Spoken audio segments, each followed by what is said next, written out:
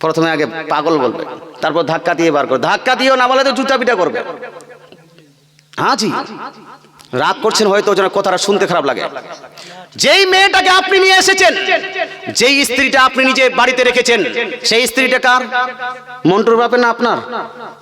জন্টুর বাপের না আপনার? জি, ওটা তো আপনার। কিন্তু এই স্ত্রীটা তো এমনিতে হয়নি।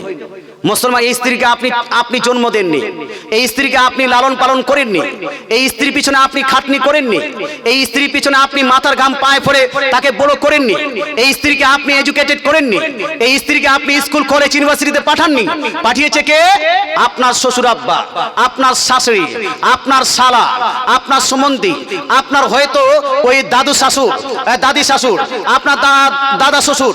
মুসলমান, এরা মেহনত করে, অনেক খিদমত করে, এই বাচ্চাটার পিছনে অনেক মেহনত করার পরে লাখ লাখ টাকা, আপনার কোটি লাখ লাখ টাকা খরচা করে, হাজার হাজার টাকা খরচা করে, মাথার ঘাম পায়ে ফেলে তাকে লালন পালন করে আপনার মতো করে, আপনার যোগ্য করে, আপনার ইউজেবল করে, আপনার বাড়িতে থাকার মতো করে, আপনার জন্য রান্না করে দিবে এইরকম আপনার উপযুক্ত করে, আপনার বাড়িতে থাকবে এরকম উপযুক্ত করে আপনাকে দিল। সেই সম্পদটা আপনার, এই স্ত্রীটা আপনার। এর যতটা দাম আছে বাপ, পৃথিবীতে হিমালয় পাহাড় আছে, পৃথিবীতে আকাশ আছে, চন্দ্র আছে, সূর্য আছে। কিন্তু ভাই আপনাকে বলতে চাই, যখন একটা মহিলার সঙ্গে কম্পারিজন করবেন, বলুন তো সূর্যের বেশি দাম না মহিলার বেশি দাম? কোনটা? একটু আর জোরে বলেন, কার দাম বেশি? একজন নারীর দাম বেশি না সূর্যের দাম বেশি? একজন চন্দ্রের দাম বেশি, একটা চন্দ্রের দাম বেশি না একটা নারীর দাম বেশি? হিমালয় পাহাড়ে যতটা দাম নেই তার থেকে কোটি গুণ দাম বেশি আপনার স্ত্রীর। জোরে বলেন সুবহানাল্লাহ। রুমালটা তো দূরের কথা, মুসলমান আপনাকে বলতে চাই, আল্লাহ তাআলা রাসূল ইরশাদ করেন, আদ-দুনিয়া কুল্লুহা মাতা ওয়া খায়রু মাতা'id দুনিয়াল মারআতুস সালিহা।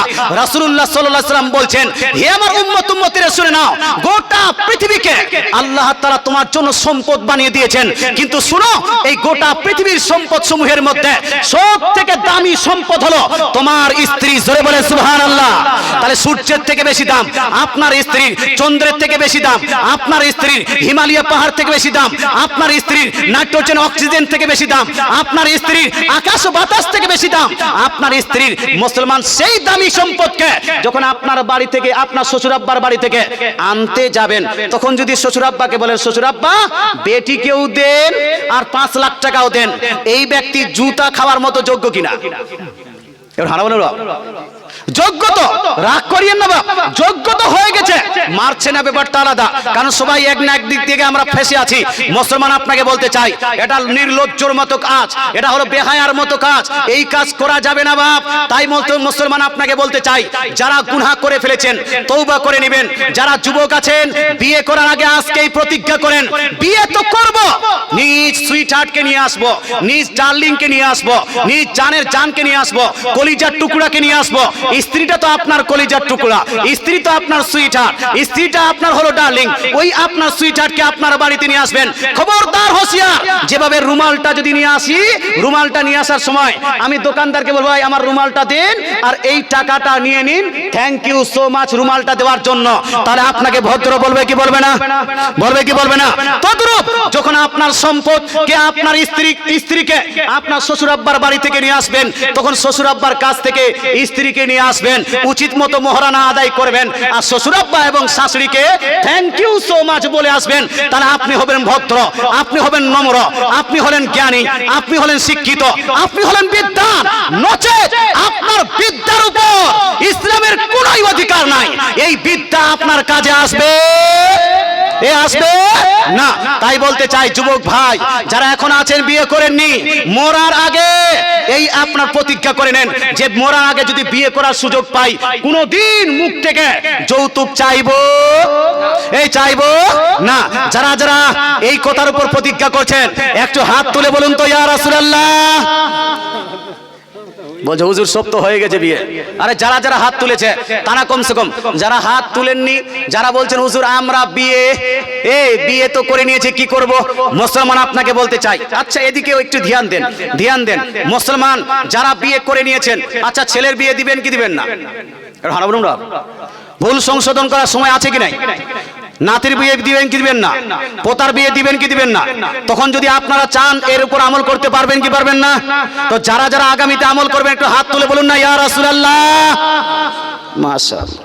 বলছে হুজুর আমরা যারা বিয়ে করে নিয়েছি, যৌতুক চেয়ে নিয়েছে, তার কি হবে? কি হবে? হ্যাঁ, ওই গুনাহটা যে হয়েছে, এরপরে হজ করলে কি মাফ? আমি বলবো না, মাফ হবে না। হুজুর দান করলে কি মাফ হবে? নো, মাফ হবে না। হুজুর মসজিদ বানিয়ে দিব একটা, মাফ হবে? নো, মাফ হবে না। মসজিদ বানিয়ে দিবেন, মসজিদ বানানোর জন্য নেকি পাবেন, কিন্তু ওটার মাফ হবে না। ওটা মাফ করার একটা পদ্ধতি আছে বাপ। বলবো কি বলবো না? বলবো কি বলবো না? যারা বলছেন বলুন, একটু হাত তুলে বলুন তো, ইয়া রাসূলুল্লাহ।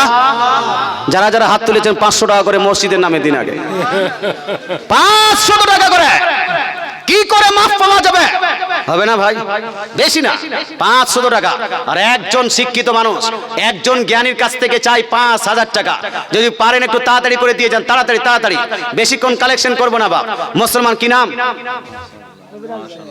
জি, নবীর আলী হাজি। নবীর আলী হাজি সাহেব দিয়েছেন 500 টাকা। নারাই তাকবীর। আল্লাহু আকবার। এর জোশই নেই যে ভাই, নারাই তাকবীর। আল্লাহু আকবার। একটু আর জোশ নিতে আসতে হবে। নারাই তাকবীর, আল্লাহু আকবার। নারাই রিসালাত। ইয়া রাসূল। 500 টাকার দাতা একজন হয়ে গেল বাপ, একজন হয়েছে, আর হবে না। কোন যুবক ভাই একটু তাড়াতাড়ি করে চলে আসেন না, 500 500 করে, 500 500 করে। মুসলমান মসজিদে দান করবেন। পৃথিবীর মধ্যে সবথেকে উৎকৃষ্ট জায়গা, সবথেকে ভালো জায়গা, সবথেকে নেকির জায়গা কোনটা? জোরে বলুন কোনটা? মুসলমান। হবে না? 500 টাকা করে। যে আরেকটা দাদু দিচ্ছেন, আর একজন কমিটির লোক, সভাপতি, সেক্রেটারি, ক্যাশিয়ার যারা আছেন, ইমাম সাহেব আপনি 500 টাকা দিন তো। সবাই আপনার দিকে খেলে দেখছেন। 2000 টাকা দিয়েছেন। এই মাশাআল্লাহ, তাহলে 500 টাকা দিন। হ্যাঁ দিন, হ্যাঁ দেখে নাও। কি নাম ইমাম সাহেবের? হাজি জেকের আলী সাহেব। উনি বলছে হুজুর 2000 টাকা আগে দিয়েছি, 500 টাকা দিলাম। দুইজন হয়ে গেল। ইমাম সাহেব দিয়েছেন, এখন তো সবাইকে দেওয়া উচিত। ইমাম যেই দিকে মুক্তাদি, ইমাম আগে, মুক্তাদি পিছে। মুসলমান অনুসরণ করা লাগবে। এই যে 500 টাকা দিয়ে দিলেন হাজি জেকেরিয়া আলী জেকেরিয়া সাহেব। কি নাম? ইনসান শেখ। কি নাম রেখেছে? ইনসান, হিউম্যান বিং। মুসলমান ইনসান শেখ দিয়েছেন 500 টাকা। তিনজন হয়ে গেল। কি নাম? ফাজলু হাজি সাহেব দিয়েছেন 500 টাকা। 4 জন হয়ে গেল। হাবু 1 2 3 4 5 হাবু বাবু দিয়েছেন আপনার 500 টাকা। হয়ে গেল 5 জন। কি নাম? হ্যাঁ, আব্দুল শুকুর 1 2 700 টাকা। হয়ে গেল 6 জন। মাশাআল্লাহ। কি নাম? তাড়াতাড়ি আসেন আসেন। নাসরাউল হক। দেখতে ভালো ভাই। নাসরাউল হক দাদু, দাদু ভাই আমার দিয়েছেন 500 টাকা। হয়ে গেল 7 8 জন। কি নাম বাবু? নাম নাই? নাম আছে বলবো না? হ্যাঁ বলছে নাম নাই। হাফিজ হানজালা সাহেবের পোতা। এই হাফিজ হানজালা সাহেব মুর্শিদাবাদ আমাকে দেখিয়েছে। হ্যাঁ, মুর্শিদ আমাকে প্রথমবারে হাফিজ সাহেব নিয়ে এসেছেন। এত ভালো আপনার হাফিজ সাহেব। চাঁচলে এক জায়গায় প্রোগ্রামে দেখা, ওনার আলোচনা শুনে ভালো লেগেছে। বলছে এইরকম বক্তৃতা আমাদের মুর্শিদাবাদের দরকার আছে। উনি মুর্শিদাবাদে ফার্স্ট টাইম 2-3টা প্রোগ্রাম করিয়েছেন। ওই 2-3টা প্রোগ্রামে এমন ভাইরাল হলাম যে প্রতি বছর কমসে কম 50টা করে প্রোগ্রাম এই মুর্শিদাবাদে করি আমি। কথা বোঝা গেল? এই জন্য হাফিজ সাহেবকে থ্যাংক ইউ জানাচ্ছি। আর হাফিজ সাহেব চরিত্র, ব্যবহার সব ভালো, আলহামদুলিল্লাহ। আমি সামনে প্রশংসা করে ওনাকে লজ্জিত করতে চাই না। তবে হাফিজ সাহেবের পোতা দিয়েছেন 500 টাকা। আল্লাহ তাআলা দানকে কবুল করুন। কয়টা হলো? 8 জন হয়ে গেল। কি নাম? বাদশাহ 1000 টাকা। এসারুল হক আব্বার নামে 1000 টাকা। রাহিমা আব্বা মায়ের নামে 500 টাকা। হাজি এহসান আলী 500 টাকা। বাবর আলী 500 টাকা। ফিরোজ 500 টাকা। সাইফুল 500 টাকা। সাইদুল মাশাআল্লাহ। আপনি কত দিয়েছেন? 5000 টাকা করে দি। আপনার আপনার হ্যাঁ, এই মাশাআল্লাহ। কি নাম? তাহসিন আলী। তাহসিন আলী দাদু আমার দিয়েছেন 1000 টাকা। মাশাআল্লাহ, সুবহানাল্লাহ। এই হয়ে গেল 9 জন। রুহুল 700 টাকা দিয়েছেন, দেওয়া হয়ে গেছে। মাশাআল্লাহ, হয়ে গেল 10 জন। এই ভাই এতগুলো লোক আছে, 10 জন আছে। 5 মিনিট একটু কারেকশনটা করে নি, তারপর আলোচনা চলতে থাকবে। আর একটু পরে প্রশ্ন উত্তর সেশন শুরু হবে। প্রশ্ন উত্তর চলবে। প্রশ্নগুলো কোথায় চলে গেল? হ্যাঁ আছে। আচ্ছা যাই হোক, প্রশ্নগুলো চলবে ইনশাআল্লাহ তাআলা। হবে না ভাই? আর হবে না? 10 জন হয়েছে। কমসে কম 20 জন যদি হতো, 500 700 500, 1000, 1500, 2000, 4000, 5000, একজন 5000 টাকা দেনেওয়ালা নাই, একজন 5000 টাকা দেনেওয়ালা। অনেক গোবরা মানুষ তো আমি দেখছি যে বাড়িগুলো খুব বিল্ডিং, বড় বড় বিল্ডিং আছে, খুব শিক্ষিত মানুষ আছে, এখানে জ্ঞানী গুণী লোক আছে। মুসলমান আপনাকে বলতে চাই, তাহলে 5000 টাকা তো দিতে পারবেন মুসলমান দেনেওয়ালা একজন ভাই আমার কোন মারতে মুজাহিদ, এ ভাই সাহেব, হ্যাঁ উনি তো ভালো কালেকশন করতে পারছেন, 1000, 1500, 2000। মুসলমান যারা ভলান্টিয়ার আছেন তাড়াতাড়ি করে আপনারা কালেকশন করেন। মা বোন আপনাদেরকে বলছি, আপনারা সবাই এক ব্যাগ করে খালি সিমেন্ট দেন, এক ব্যাগ সিমেন্টের দাম একটা করে দিন, একটা করে দিলে মোটামুটি এখানেই 200-300 জন ব্যাগ সিমেন্ট হয়ে যাবে। মাশাআল্লাহ, সুবহানাল্লাহ, একবার দরুদ শরীফ পড়ি, আল্লাহুম্মা সাল্লি আলা সাইয়্যিদিনা মাওলানা মুহাম্মদ ওয়া আলা আলি সাইয়্যিদিনা মাওলানা মুহাম্মদ।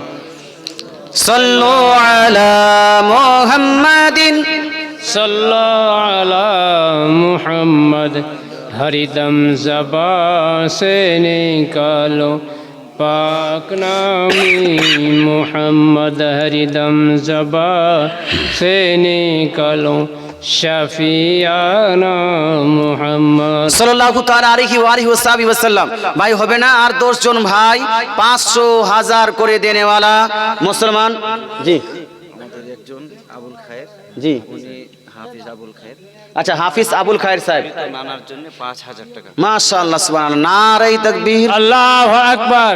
এটা মাইক বন্ধ রাখেন তো, লোকগুলো জানা কিছু ঠান্ডার সময় যে একটু জোরে বলবেন তো হিট আসবে শরীরে, হ্যাঁ একটু ভালো লাগবে। নারে তাকবীর, নারে রিসালাত, মাসলাকে আলা হযরত। কি নাম বললেন? আবুল খায়ের, হাফিজ আবুল হাফিজ আবুল খায়ের সাহেব 5000 টাকার দাতা। মাশাআল্লাহ, সুবহানাল্লাহ, নানার নামে দিয়েছেন 5000 টাকা, একজন হয়েছে 5000 টাকা হাফিজ সাহেব দিলেন। মুসলমান হাফিজ সাহেব যদি দিতে পারেন, মাস্টার সাহেব দিতে পারবেন না, হাজী সাহেব আর ডাক্তার সাহেব দিতে পারবেন না, অ্যাডভোকেট দিতে পারবেন না। হাফিজ সাহেবের বেতনই কতটা, তারপরে দিচ্ছেন। মাশাআল্লাহ, সুবহানাল্লাহ। তাহলে ভাই হাফিজ সাহেবের অনুসারী, হাফিজ সাহেবের কি বলছে বন্ধু হওয়ার জন্য একজন মাস্টার সাহেব, ডাক্তার সাহেব কেউ যদি থাকেন একটু দিয়ে যান। মুসলমান শিক্ষিত মানুষরা জালসা শুনতে চায় না, শিক্ষিত মানুষ জালসাতে বসতে চায় না, হ্যাঁ যারা বেশি একটু শিক্ষিত। কিন্তু আমি আপনাকে বলবো ভাই জালসাতে বসবেন, জালসাতে বসলে নেকি হবে কি হবে না? নেকি হবে না? হবে না। আর ওই দোকানে বসলে নেকি না গুনাহ? হ্যাঁ, নেকি হতে পারে, গুনাহ হতে পারে। দোকানেও যদি নিয়ত ভালো থাকে আর অন্য নিয়তে যদি ভালো নিয়তে বসেন তাহলে নেকি হতে পারে, তবে জালসায় বসলে যে নেকি হবেই এটা কনফার্ম রাসূলুল্লাহ বলেছেন। তাই ভাই জালসাতে বসবেন। মুসলমান আপনাকে বলতে চাই, হাফিজ সাহেব দিয়েছেন 5000 টাকা, আরেকজন 5000 টাকা দেনেওয়ালা যদি হতো খুব মন ভরে প্রাণ ভরে আমি দোয়া করতাম। মুসলমান আপনাকে বলতে চাই, আসুন আমি যেই বিষয়টা আলোচনা করছিলাম যে অনেকগুলো মানুষ, হুজুর আমি যৌতুক নিয়েছি, সাইকেল নিয়েছি, এই নিয়েছি, সেই নিয়েছি, চেয়ে নিয়েছি। মুসলমান যৌতুক কোনটাকে বলা হয়? যেটা ডিমান্ড করে নেয় যে এত টাকা লাগবেই লাগবে, মুসলমান এতটা সম্পদ লাগবেই লাগবে, এই যে যৌতুকটা যেটা ডিমান্ড করে নেওয়া হয় ওটাকে যৌতুক বলা হয়। আর যদি ডিমান্ড না হয়, যদি আপনার এমনিতে দে, শ্বশুর আব্বা আপনি বিয়ে করেছেন, শ্বশুর আব্বা মেয়েকে সোনা দিয়েছে, গিফট হিসাবে সোনা দিয়েছে, জামাইকে গিফট হিসাবে সাইকেল দিয়েছে অথবা বাইকে কিনে দিয়েছে, আমি জামাইকে বাইক দিব একটা, মুসলমান এটাকে বলা হয় উপহার, এটাকে বলা হয় গিফট, এটাকে উপহার বলা হয়। এটা হলো জায়েজ, এটাকে নাজায়েজ বলা যাবে? এই নাজায়েজ বলা যাবে না। মুসলমান আমি এই যৌতুক এতটা বিরোধী বিয়ের আগে থেকেই ছিলাম, মুসলমান বিয়ের আগে থেকেই। মুসলমান এই জন্য বোনদেরকে বিবাহ দিয়েছিলাম, তখনও যৌতুক যারা চেয়েছিল একজনকে বিবাহ দেওয়া হয়নি। মুসলমান আমি যখন বিয়ে করি আমাকে বলা হয়েছিল যে মুফতি সাহেব কি নিবেন, হ্যাঁ তো আমার তরফ থেকে আমার বাবা আমাকে জিজ্ঞেস করলো হুজুর কি নিবে, এই এটা কি বলবো, আমি বললাম কোনো কথা বলবেন না যে এটা লাগবে ওটা লাগবে, তবে হ্যাঁ এতটুকু এটা আমাদের ডিমান্ড নয়, এটা আমাদের ডিমান্ড নয়, তবে এটা আমাদের আরজু, এটা আমাদের ইচ্ছা যে আপনার মেয়ে যেহেতু কোরআন শরীফ পড়তে জানে, যেহেতু কোরআন শরীফ পড়তে জানে, সেহেতু আপনার মেয়েকে বুরকা পরিয়ে আপনি আমার বাড়িতে পাঠাবেন। আর নেক্সট হলো আপনার মেয়ে যখন আমার বাড়িতে আসবে তোহফা হিসেবে অন্য যাই কিছু দেন, একটা কোরআন শরীফ মেয়েকে দিবেন আর নসিহত করবেন যে মেয়ে যেন আমার বাড়িতে এসে কোরআন শরীফ সবসময় পড়ে। আলহামদুলিল্লাহ আমার বাড়িতে নারে তাকবীর, নারে তাকবীর, মাসলাক আলা হযরত, নারে সালাত, নারে সালাত, মাওলানা মুফতি আমজাদ হোসেন সিমনানি সাহেব। মুসলমান আপনাকে বলতে চাই, এখন আপনার বাড়িতে আমার এলাকায় যদি খোঁজ নেন, এটা কিন্তু আমার অনেক প্রচলিত আছে। আমি বিয়ের সময় কাউকে হলুদ লাগাতে দেইনি বাপ। যার জন্য হলুদ লাগানো যায় তাকে হলুদ লাগাতে দিয়েছি, যার জন্য হলুদ লাগানো না যায় তাকে বন্ধ করে দিয়েছি। কারণ আমরা যদি মুফতি মৌলবীরাই যদি আমল না করি, পাবলিক আমল করতে চাইবে বাপ? হানা বলুন না, চাইবে? চাইবে না। মুসলমান তো উপহার কেউ যদি দেয়, আমি যেটা বলছিলাম, আমার শ্বশুর আব্বা আমাকে বারবার বলছিল যে মুফতি সাহেব একটা বাইক দিতে যাচ্ছি, বাইকটা নিন, বাইকটা নিন কমসে কম। আমি ভাবলাম যদি আমি বাইকটা নিই মানুষ বলবে এটা চেয়ে নিয়েছে, হ্যাঁ, এই জন্য আমি ভয় বাইক পর্যন্ত নেয়নি। খুব কষ্ট করে মেহনত করে, তখন বেতন আমার খুব হালকা ছিল, খুব কষ্ট করে মেহনত করে একটা বাইক নিয়ে নিয়েছিলাম। মুসলমান যাই হোক, এখন আলহামদুলিল্লাহ অনেক টাকা আছে, আলহামদুলিল্লাহ আল্লাহ বরকত দিয়েছে, রহমত দিয়েছে, অনেক টাকা আছে আলহামদুলিল্লাহ। কারণ আমার মারুতিও আছে, সব কিছু আছে। যাই হোক, বলতে চাই মুসলমান, তো আপনি যে মনে করছেন যে বিয়ের সময় যৌতুক নিব, 5 লাখ টাকা 10 লাখ টাকা নিলে বড় লোক হয়ে যাব, সম্পদশালী হয়ে যাবে, এটা আপনার ভুল কথা।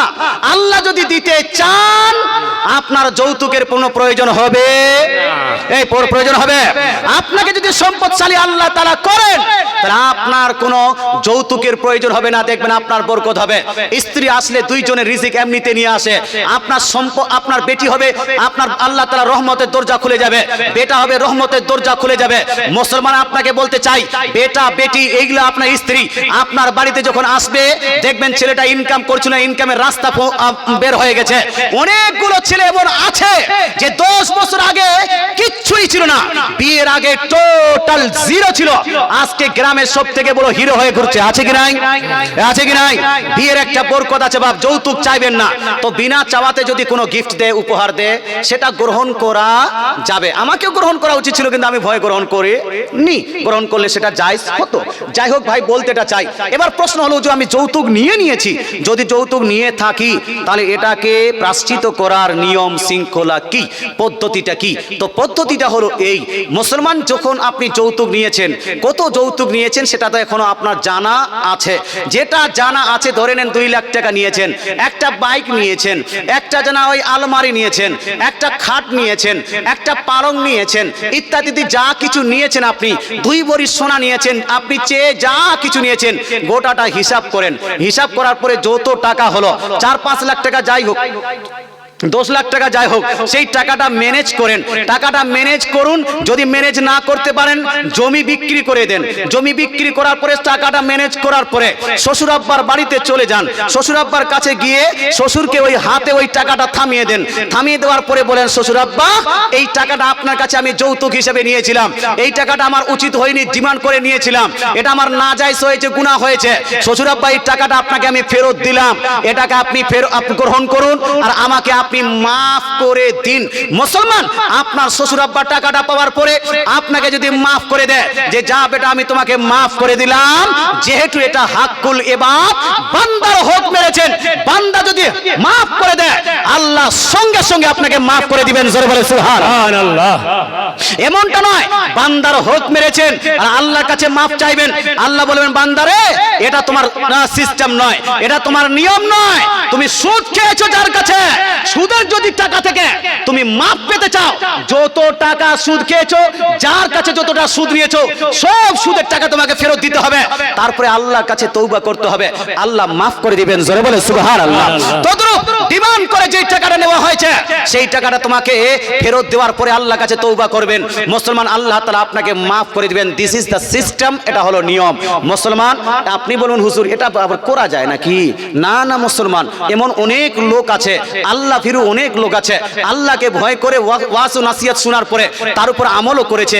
আমি বীরভূমের একটা মিসাল দিই। বীরভূমের কোন এক জায়গাতে মোটামুটি 2-3 বছর আগে আমি এই আলোচনাটা করেছিলাম। তারপরে একজন ভাই আলোচনার উপর আমল করেছে, আমাকে ফোন করেছে, হুজুর আপনি এখানে এটা বলে গিয়েছিলেন, আমি এটার উপর আমল করছি, হুজুর সব ফেরত দিয়ে দিয়েছি, টাকা দিয়েছি, সব দিয়েছি, কিন্তু একটা ঝামেলায় পড়ে গেছি। ঝামেলাটা হলো এই, আজ থেকে প্রায় 30 বছর আগে আমার বিবাহ হয়েছিল। বিবাহের সময় আমাকে একটা আব্বাজান ওই সাইকেল দিয়েছে, আমি সাইকেল চেয়ে নিয়েছিলাম।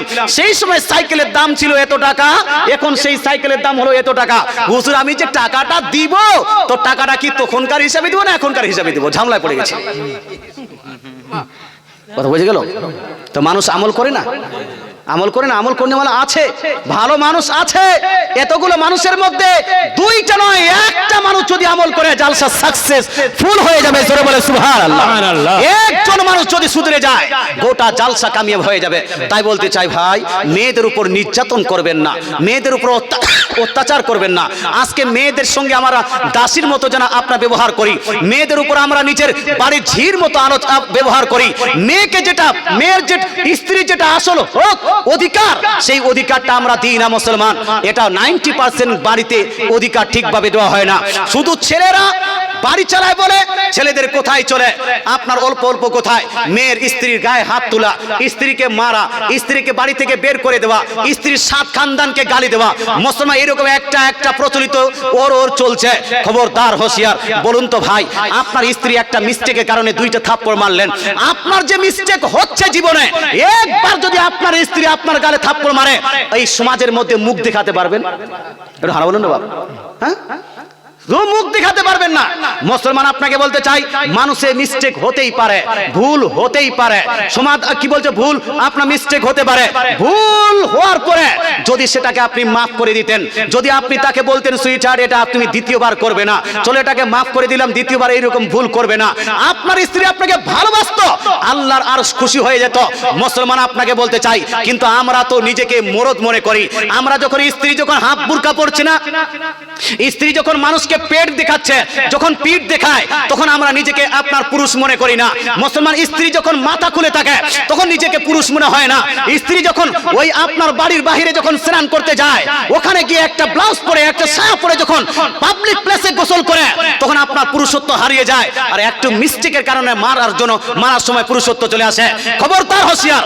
ইসলাম বলছে যদি কোনো স্বামী নিজ স্ত্রীকে বুরকা না পরাতে পারে, যদি কোনো স্বামী নিজ স্ত্রীকে ওই আপনার পর্দা না শিখাতে পারে, যদি কোনো স্বামী নিজ স্ত্রীকে আপনার বাড়ি থেকে বার করার পরে পর্দার ট্রেনিং না দিতে পারে, তাকে হিজাব না পরাতে পারে, তার পেট বা পিঠ বার হয়ে যায়, তাকে যদি একটা বাথরুম না করে দিতে পারে, বাড়ির ভিতরে বাথরুম না করে, বাড়ির ভিতরে গোসলখানা না করে, মেয়েটা যদি পুকুরে স্নান করতে যায়, নদীতে স্নান করতে গিয়ে, পাবলিক প্লেসে স্নান করতে গিয়ে নিজের চুল দেখায়, পেট দেখায়, পিঠ দেখায়, আপনার পাতলা কাপড় পরে স্নান করে, যুবকদের মন করে অন্য মন্টুর বাবা ঝন্টুর বাপের মনকে খারাপ করে, এইরকম কোন ব্যক্তি যদি স্ত্রী করে, বেটি করে, রাসূলুল্লাহর হাদিস থেকে বোঝা যায় এটা পুরুষ নয়, এটা হলো আসল হলো কাপুরুষ।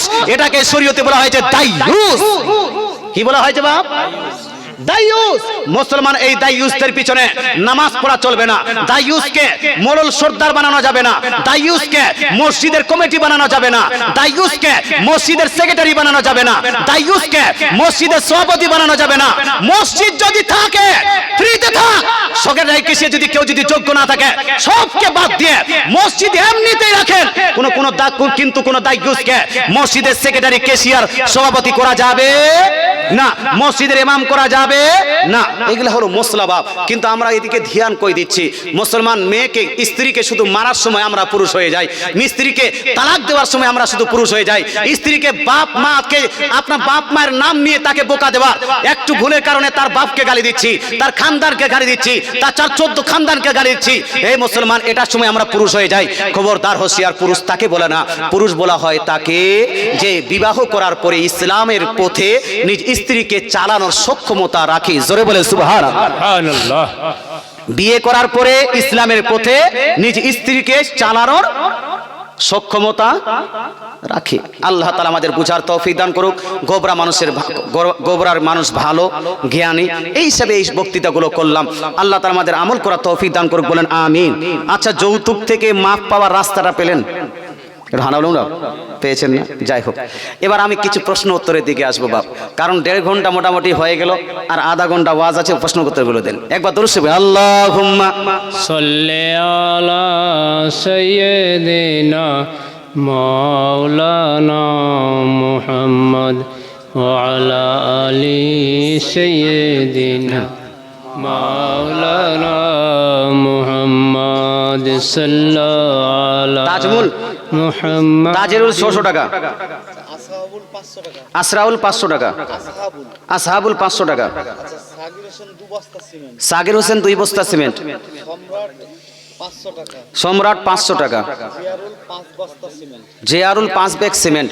মাশাআল্লাহ সুবহানাল্লাহ, মাশাআল্লাহ সুবহানাল্লাহ, অনেক দান করেছেন। একবার নারা লাগিয়ে দেন, নারায়ে তাকবীর, আল্লাহু আকবার, নারায়ে ইয়া রিসালাত। রাসূলুল্লাহ। আধা ঘন্টা আর বক্তৃতা করলে পালিয়ে যাবেন বাপ। হ্যাঁ বলবো, বক্তৃতা করব। যারা যারা শুনতে চান হাত তুলে বলুন না ইয়া রাসূলুল্লাহ। যারা যারা হাত তুলেছেন 500 টাকা করে দিন না, নাহলে এক ব্যাগ করে সিমেন্ট দিন কমসে কম। মসজিদের এই যে আপনার যতই জালসা করুন না বাপ, কালেকশন যদি ভালো না হয় জালসা ভালো হবে না। মুসলমান এই জন্য বলছি, এক এক ব্যাগ করে সিমেন্ট দিন, 500 টাকা করে দেনেওয়ালা। এই হাফিজ সাহেব দিয়েছেন 5000 টাকা, আরেকজন মারতে মুজাহিদ হবে না মসজিদে দেনেওয়ালা ভাই, 5000 টাকা দান করনে।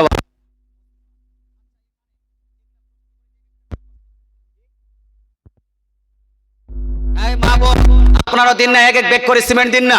মা বোন বলছে হুজুর হেলালউদ্দিন সাহেবরা গোসল টোজা পরে সুট টুল লাগায়, কিন্তু তারপরে ওদেরকে আমরা এই দান দিই। আপনি তো সুরও দিচ্ছেন না, গজলও করছেন না, জীবনী বলছেন না। মুসলমান তো জীবনী শুনবেন অন্য দিনে, সুরটা অন্য দিনে পাবেন, গজলটা অন্য দিনে পাবেন, কিন্তু মুসলাম আসাইল তো জানা উচিত নাকি? আর তখন থেকে যত ওয়াজ করলাম সব মা বোনের পক্ষে গিয়েছে কি যায়নি? হানা বলুন বাপ, সব মা বোনের পক্ষে চলে গেছে। এই জন্য মা বোন আপনাকে বলতে চাই, আপনাকে বেশি বেশি করে দান করা উচিত। আজকে এক এক ব্যাগ করে সিমেন্ট, নাহলে 500 টাকা করে ওই যে আপনার কি নাম ওনার, বকুল, হ্যাঁ বকুল ভাই, আমার বকুল ভাই সবার কাছে যাচ্ছে, এক ব্যাগ করে সিমেন্ট লিখিয়ে দেন, নাহলে 500 টাকা করে দিন। মুসলমান হবে না ভাই, হবে না, 500 টাকা হবে না। 500 টাকা যদি না হয় 200, 400, 500 যার যতটুকু হবে একটু করে দিয়ে যান। এখানে একটা প্রশ্ন করেছে ডক্টর জাকির নায়েক সাহেব, বলেছে যে কোরআন শরীফে 25টি আয়াত আছে, ওসিলা মানা যাবে না, এটা কতটা সত্য? কোরআন শরীফের মধ্যে ডক্টর জাকির নায়েক বলুক অথবা অন্য কেউ, ডক্টর সাহেব বলুক, মাস্টার সাহেব বলুক, কোরআনের উপর যদি কেউ অপবাদ দেয়, কোরআনের উপর যদি কেউ মিথ্যাচার করে, তাদেরকে আমরা সাপোর্ট করি, এজন্য করি। কোরআন শরীফের মধ্যে 25টি আয়াত তো দূরের কথা, একটিও আয়াত এমন নেই যেই আয়াতে লিপিবদ্ধ আছে যে তুমি ওসিলা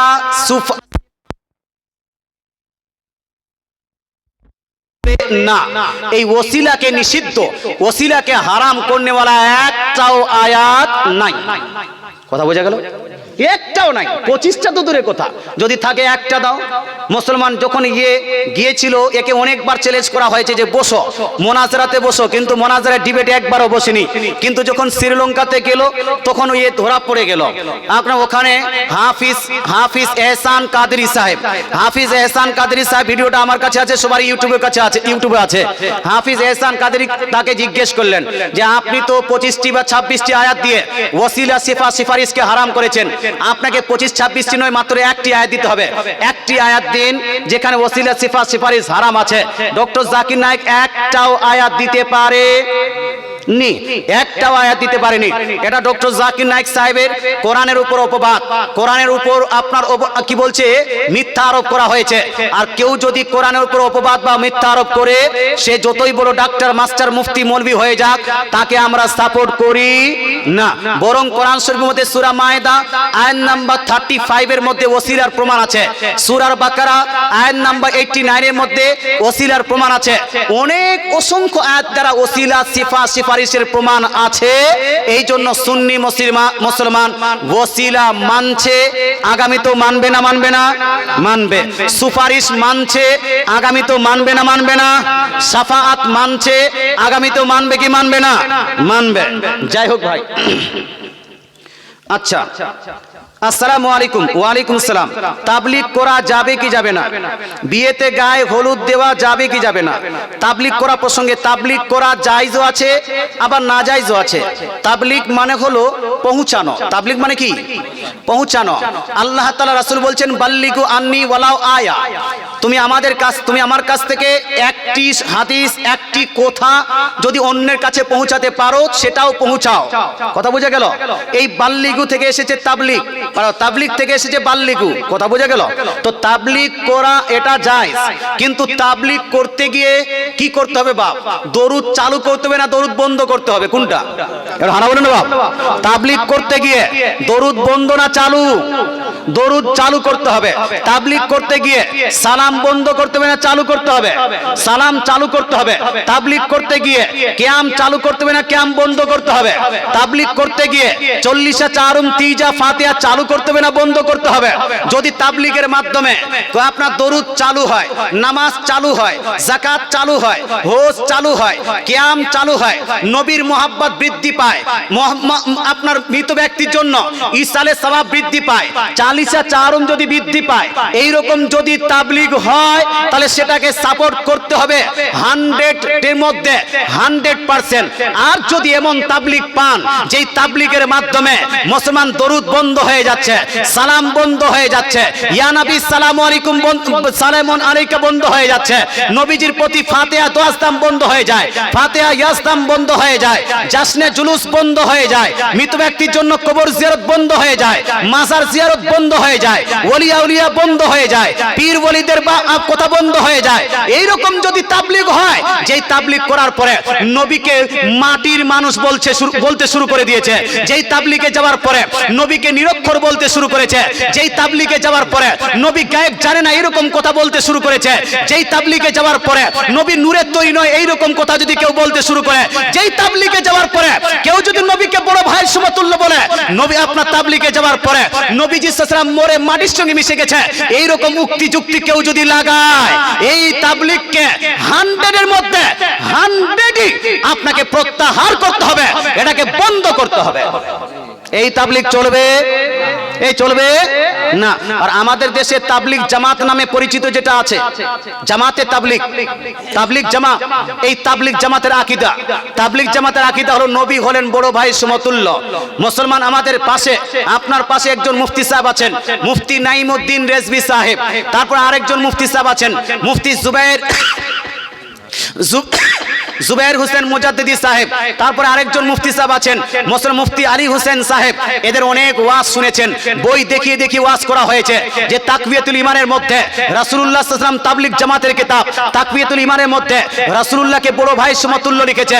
তারপরে আপনার রাশিদ কি বলছে আশরাফ আলী থানভী রাসূলুল্লাহ সাল্লাল্লাহু আলাইহি ওয়াসাল্লামের জ্ঞানকে আপনার ওই হিফজুল ঈমানের মধ্যে পশুর সঙ্গে তুলনা করেছে। মুসলমান আপনাকে বলতে চাই, তারপরে সিরাতে মুস্তাকিমে ইসমাইল দেহলভী রাসূলের খেয়াল আশাকে নামাজ ভঙ্গের কারণ বলেছে, বলেন নাউজুবিল্লাহ। নাউজুবিল্লাহ। এইরকম তাবলীগ চলবে যে তাবলীগ করতে গিয়ে কিয়াম বন্ধ কেন, তাবলীগ করতে গিয়ে নবীজির প্রতি দরুদ পড়লে তোমার ব্যথা হয় কেন, বলছে দরুদ পড়ার কি দরকার, নামাজ পড়তে হবে। তো সুন্নিরা নামাজ পড়তে নিষেধ কখন করেছে? এই সুন্নি কোনো বক্তা বলেছে নামাজ পড়ার দরকার নেই, দরুদ পড়ো? বলেছে? বলেছে? একটা বক্তা দেখা যে তোমাদের নামাজ পড়ার দরকার নেই, রোজা রাখার দরকার নেই, যাকাত দেওয়ার দরকার নেই, খালি দরুদ পড়ো, সালাম পড়ো, এরকম একজন কেউ বলেছে? নো, আমরা বলি নামাজও পড়ো আর নবীজির প্রতি দরুদও পড়ো। জোরে বলেন না সুবহানাল্লাহ। সুবহানাল্লাহ। নামাজ শুধু পড়বে, দরুদ পড়বে না, নামাজ কাজে আসবে না। যাকাত দিবে কিন্তু রাসূলের প্রতি মুহাব্বত কমপ্লিট রাখবে না, যাকাত কাজে আসবে না। মুসলমান আপনাকে বলতে চাই, তো তাবলীগ দুই ভাগে বিভক্ত, একটা হলো সঠিক তাবলীগ, একটা হলো ভুল তাবলীগ। সঠিক তাবলীগ যদি করতে চান, আচ্ছা আজকে আমি তাবলীগ করছি কি করছি না? হানা বলুন না বাপ। হ্যাঁ, তাবলীগই করছি তো, ইসলামের কথাই তো আপনার কাছে পেশ করছি, তাবলীগ তো করছি। কিন্তু তাবলীগ করতে গিয়ে মসজিদের ভিতর ঢুকে লোটা হান্ডি সবকিছু নিয়ে মসজিদের ভিতর ঢুকে বিহাইনের গল্প করা চলবে? আছে কিনা? মুসলমান আপনাকে বলতে চাই, একবার তাবলীগ করতে যান, দেখতে পাবেন। মুসলমান আপনাকে বলতে চাই, মসজিদের ভিতরে গল্প চলে। আমিও প্রথমে ওদের মাদ্রাসায় পড়াশোনা করেছি, জানি সবকিছু।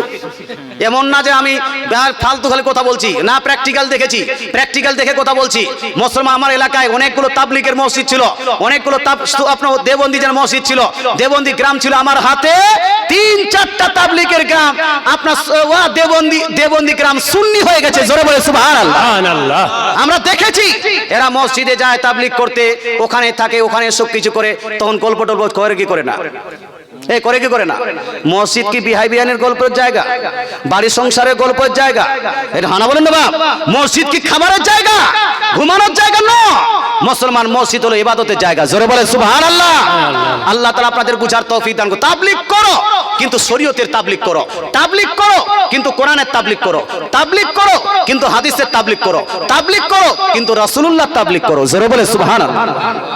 আচ্ছা, বিয়েতে হলুদ লাগানো যাবে কি যাবে না? মশলা বলতে চাই মুসলমান, বিয়েতে হলুদ লাগানো যাবে কি যাবে না এই প্রসঙ্গে একটি হাদিস শুনি আগে। বুখারী শরীফ জিলদ নাম্বার 2 এর মধ্যে কিতাবুন নিকাহের মধ্যে নিকাহের বর্ণনা, এখানে একটা হাদিস আছে। হাদিসটি তিরমিজি শরীফের মধ্যে আছে, হাদিসটি সহিহ মুসলিম শরীফের মধ্যে আছে এবং হাদিসটি আরো অন্যান্য কিতাবের মধ্যে আছে। আল্লাহ তাআলা রাসূল সাল্লাল্লাহু আলাইহি ওয়াসাল্লামের প্রসঙ্গে আনাস বিন মালিক রাদিয়াল্লাহু তাআলা থেকে বর্ণিত হাদিস, উনি বললেন যে রাসূলুল্লাহ সাল্লাল্লাহু আলাইহি ওয়াসাল্লাম আলা আব্দুর রহমান ইবনে আউফ আসরা সুফরাতি, নবীজি সাল্লাল্লাহু আলাইহি ওয়াসাল্লাম আব্দুর রহমান বিন আউফ একজন সাহাবী, তার গায়ে হলুদের রং দেখতে পেলেন। কিসের রং বাপ? হলুদের রং। হলুদের রং দেখতে পাওয়ার পরে রাসূলুল্লাহ জিজ্ঞেস করলেন, মা হাজা, এ আব্দুর রহমান বিন আউফ, তোমার গায়ে হলুদের রংটা কেন? হলুদের রংটা কিসের? তো তিনি বলছেন, ইয়া রাসূলুল্লাহ ইন্নী তাযাওয়াজতু ইমরাতান, ইয়া রাসূলুল্লাহ, ইয়া হাবিবাল্লাহ, আমি একজন মেয়েকে বিবাহ করেছি, একজন নারীকে বিবাহ করেছি, বিবাহ করার সময় যে হলুদ লাগায় সেটা আমার গায়ে আছে। জোরে বলেন সুবহানাল্লাহ। মুসলমান, আপনাকে বলতে চাই, রাসূলুল্লাহ যখন গায়ে হলুদ লাগলেন, বিয়ে করলেন, রাসূলুল্লাহ ওই হলুদটাকে সাপোর্ট করো তো, তাকে বললেন আউলিম ওয়ালাউ বিশাত, হে আমার সাহাবী, তুমি যখন বিবাহ করেছো, বিবাহ করার কারণে তুমি এখন ওই বিবাহের জন্য ওলিমার ব্যবস্থা করো। কিসের ব্যবস্থা? ওলিমার ব্যবস্থা করো। যদিও ওলিমা একটা ছাগল দিয়ে হয়, যদি একটা ছাগল দিয়ে পারো তো ছাগল দিয়েই করো। মসলা, এই হাদিস থেকে কয়েকটা মসলা প্রমাণ হয়। এক, ওলিমা, বিবাহের সময় ওলিমা করা, এটা হলো সুন্নতে সাহাবা। জোরে বলে সুবহানাল্লাহ। বিবাহের সময় ওলিমা করা, এটা হলো রাসূলুল্লাহ সাল্লাল্লাহু আলাইহি ওয়াসাল্লামের নির্দেশ এবং রাসূলুল্লাহর আপনার সুন্নত দ্বারাও প্রমাণিত। রাসূলুল্লাহ ওলিমা করেছেন, সুতরাং ওলিমা করতে হবে। ওলিমা করার পরে ওলিমা যদি দাওয়াত পান, তাহলে দাওয়াতটা গ্রহণ করা, কিছু কিছু মুহাদ্দিস বলেছেন এটা ওয়াজিব, কেউ বলেছেন সুন্নাতে মুআক্কাদা। দাওয়াতে যেতেই হবে, গ্রহণ করতে হবে। কিন্তু যেই ওলিমাতে গান বাজনা হবে, যেই ওলিমাতে হারামকারী হবে, সেই ওলিমাতে যাওয়া চলবে? এগুলো চলবে না। এখানে কি হয়? গোবরাতে হয় না, না ভালো মানুষ এখানকার, আমি জানি।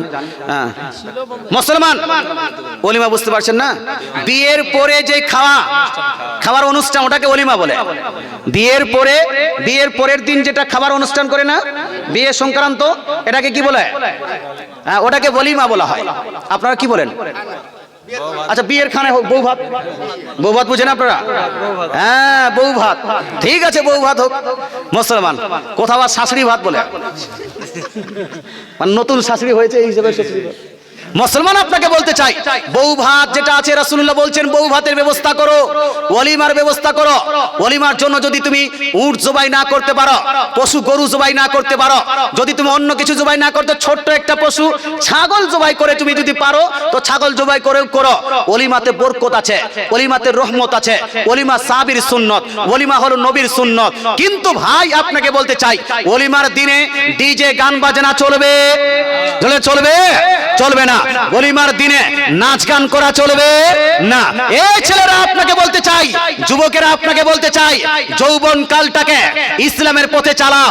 যদি মরার পরে জান্নাত পেতে চাও, ওলিমার দিনে কুদা জাবা করবে না। আচ্ছা, এই হাদিস থেকে ওলিমা প্রমাণ হলো, বউভাত প্রমাণ হলো। 2 নাম্বার প্রমাণ হলো এই হাদিস থেকেই যে সাহাবারা গায়ে হলুদ লাগিয়েছেন কি লাগাননি? এটা হানা বলো। হ্যাঁ, গায়ে যদি হলুদ না লাগান, তাহলে হলুদের রং কি করে দেখলেন? তার মানে সাহাবায়ে কেরাম গায়ে হলুদ লাগিয়েছেন। কিন্তু ভাই, এই গায়ে হলুদটাকে দেখে যদিও এটা সাহাবীদের সুন্নত প্রমাণিত হয়, কিন্তু আমাদের দেশে যেভাবে গায়ে হলুদ হয় সেটা সুন্নতে সাহাবা নয়, এটা জায়েজ নয়। আমাদের দেশে যেটা গায়ে হলুদ হয়, আপনার মেয়ে বসে আছে, সমস্ত গ্রামের আপনার ছেলে মেয়েরা এসে তার গায়ে হাত দিয়ে তার শরীরে যেন আপনার হলুদ লাগাচ্ছে। This is not permissible for a Muslim. একজন মুসলমানের জন্য এটা পারমিসিবল নয়, এটা জায়েজ নয়। মুসলমান হলুদ লাগাতে পারবেন, আপনার বিয়ের সময়, আপনার বেটির বিবাহের সময় হলুদ লাগানো যায় আছে। কিন্তু কিভাবে? হলুদ নিলেন, ওটাকে পিছাই করে নিজের শরীরে নিজে নিজে লাগিয়ে দিলেন বিয়ের সময়। কথা বোঝা গেল? নিজে নিজে লাগাবেন, মুখে টুখে সব জায়গায় লাগিয়ে দিলেন, এটা জায়েজ। বলছে হুজুর নিজে নিজে লাগাবো, খারাপ লাগবে যে? হ্যাঁ, ওটা বলছি। হ্যাঁ, ওটা বলছি যে নিজে একটু লাগাচ্ছি, খারাপ লাগছে, বিয়ের দিন একটু খুশিতে কারো কাছে নিতাম, ভালো লাগতো। তো তো এই সময় আপনি নিজের মাকে বলতে পারেন আম্মা একটু হলুদ লাগিয়ে দিন, মা আপনার হলুদ লাগাতে পারবে। নিজের বোন যদি চায় যে আমার ভাইয়ের একটু গালে হাত দিয়ে যেন হলুদ লাগাবো, লাগাতে পারবে। নিজের বাপ যদি চায় হলুদ লাগাতে পারবে। নিজের ফুফু, নিজের মাসি, নিজের আপনার কি বলছে দাদি, নিজের নানি, নিজের দাদা, নিজের নানা, নিজের চাচা, নিজের মামা, এরা যদি চায় পারবে। ইভেন একজন বন্ধু যদি চায়, ছেলে হিসাবে বন্ধু যদি চায় যে বন্ধুর গালে একটু হলুদ লাগিয়ে দেবো, একটু হাতে লাগিয়ে দেবো, এদিকে সেদিকে নয়, যেখানে সেখানে হাত লাগানো যাবে না। মুসলমান তাহলে যাবে। কিন্তু পাড়ার মহিলাদেরকে ডেকে, যতগুলো ভাবি আছে, যতগুলো দাদি আছে, যতগুলো নানি আছে, যতগুলো আপনার ফুফু আছে, সব ফুফু দাদি নানিকে ডেকে গায়ে হলুদ লাগাবে। This is not permissible for you, this is না জায়েজ। এটা আপনার জন্য জায়েজ নয়, এটা আপনার পারমিসিবল নয়, এটা হলো নিষিদ্ধ, না জায়েজ এবং গুনাহের কাজ।